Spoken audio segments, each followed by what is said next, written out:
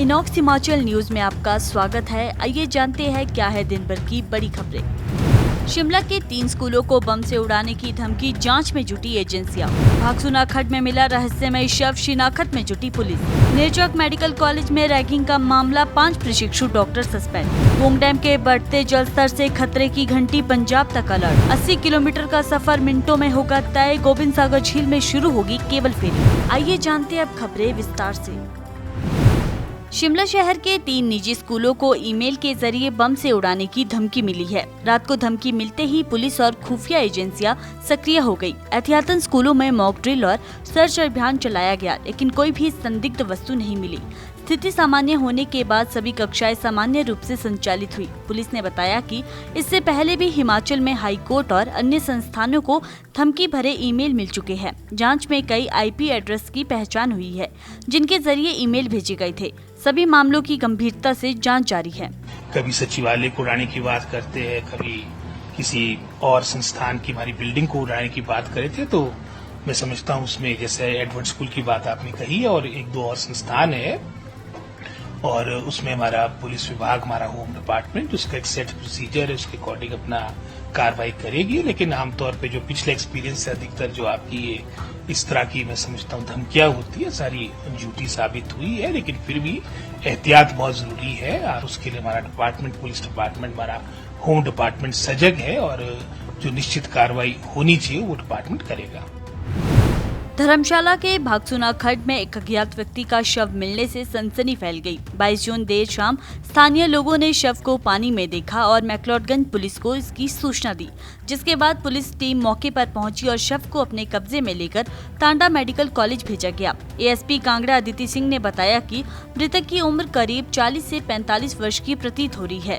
शव की शिनाख्त के लिए फोटो जिले के सभी थाने में भेजे गए हैं और गुमशुदगी के मामलों से मिलान भी किया जा रहा है। मौत के कारणों का खुलासा पोस्टमार्टम रिपोर्ट के बाद होगा। थाना मैक्लोडगंज में इन्फॉर्मेशन आई थी कि लोअर भागसुनाग में पानी में एक बॉडी मिली हमें। तो जब इन्फॉर्मेशन मिली तो एसएचओ साहब वहाँ के मैक्लोडगंज के और थाने की टीम वहाँ पहुँची। फिर स्थानीय लोगों की मदद से बॉडी को पहचानने की कोशिश करी गई, बट अब तक बॉडी की आइडेंटिफिकेशन नहीं हो पाई है। बॉडी लगभग 40 to 50 इयर्स के एक मेल की लग रही है, बट उस पर कोई आइडेंटिफिकेशन मार्क्स भी नहीं है कि हम उसको इन्फॉर्म कर सकें। तो इसी के रिगार्डिंग हमने थानों में सारे में इन्फॉर्मेशन पहुंचा दी है और न्यूज़पेपर्स में भी हमने इन्फॉर्मेशन दी है कि अगर जानते हैं तो प्लीज़ हमें बताइए। बाकी अभी शव को टांडा हॉस्पिटल रखवा दिया गया है। 3 दिन तक हम वेट करेंगे, फिर इसका पोस्टमार्टम करवाया जाएगा। श्री लाल बहादुर शास्त्री मेडिकल कॉलेज नेरचौक मंडी में रैगिंग के आरोप में एमबीबीएस सत्र 2022 के 5 प्रशिक्षु डॉक्टरों को 3 महीनों के लिए निलंबित कर दिया गया। कॉलेज प्रशासन ने कक्षाओं और छात्रावास से सस्पेंड करने के साथ साथ प्रत्येक पर 25,000 रुपए जुर्माना भी लगाया है। रैगिंग का ये मामला साल 2023 से जुड़ा है, जब पीड़ित ने तत्काल कोई शिकायत नहीं की थी, लेकिन अब मामला पुलिस तक पहुंच गया है। पीड़ित ने मानसिक प्रताड़ना और अनुचित व्यवहार के आरोप लगाए हैं। बताया जा रहा है कि शिकायत वापस लेने का दबाव भी बनाया जा रहा था, जिससे अब पीड़ित की भूमिका पर भी सवाल उठ रहे हैं। वहीं आरोपी अब पूरक कक्षाओं में भाग नहीं ले सकेंगे, जिससे उनकी अकादमिक प्रगति पर असर पड़ेगा। कांगड़ा जिले का पोंग डैम खतरे के निशान की ओर बढ़ रहा है। एहतियातन प्रशासन ने बांध से पानी छोड़ना शुरू कर दिया है, जिससे फतेहपुर, इंदौरा और पंजाब के निचले इलाकों में अलर्ट जारी किया गया है। व्यास नदी के किनारे बसे मंड क्षेत्र के लोगों को सतर्क रहने की हिदायत दी गई है।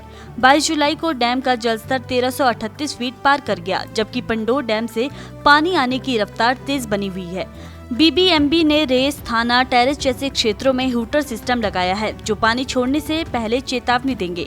प्रशासन लगातार जलस्तर पर नजर बनाए हुए है। सभी से गुजारिश भी रहेगी कि अभी भी जितना पानी पोंग बांध के द्वारा छोड़ा जा रहा है, सभी से गुजारिश ये रहेगी कि ब्यास नदी के किनारों पे ना जाएं और स्थिति नियंत्रण में है, लेकिन अपने अपने जो बांध के किनारे होते हैं, नदी के किनारे होते हैं, उसके किनारों पे ना जाएं। इसके साथ ही जो बीबीएमबी प्रशासन है, उनके द्वारा इस बार अर्ली वार्निंग सिस्टम्स भी लगाए गए हैं हमारे इलाके में, जो कि 4 हैं, जो जगीर, स्थाना, रे और रियाड़ी में लगाए गए हैं। उनके द्वारा भी समय समय पर सूचना दी जाएगी और सायरन के माध्यम से भी अलर्ट किया जाएगा। हिमाचल के बिलासपुर जिले की गोविंद सागर झील में देश की पहली 2 किलोमीटर लंबी केबल फेरी सेवा शुरू होने जा रही है। ये फेरी भाखड़ा बोट घाट से शाहतलाई के ब्राह्मणी घाट तक चलेगी। इससे नैना देवी से दियोट से जाने वाले श्रद्धालुओं की 80 किलोमीटर की यात्रा चंद मिनटों में पूरी हो सकेगी। इस आधुनिक फेरी में कार, जीप, बाइक व स्कूटर जैसे वाहन भी सफर कर सकेंगे। पूरी फेरी सेवा बिना ईंधन केवल केबल तकनीक से चलेगी, जो पर्यावरण के अनुकूल है। ये परियोजना 20 करोड़ रुपए की लागत से बन रही है और इसका DPR 28 लाख रुपए में तैयार किया जा रहा है।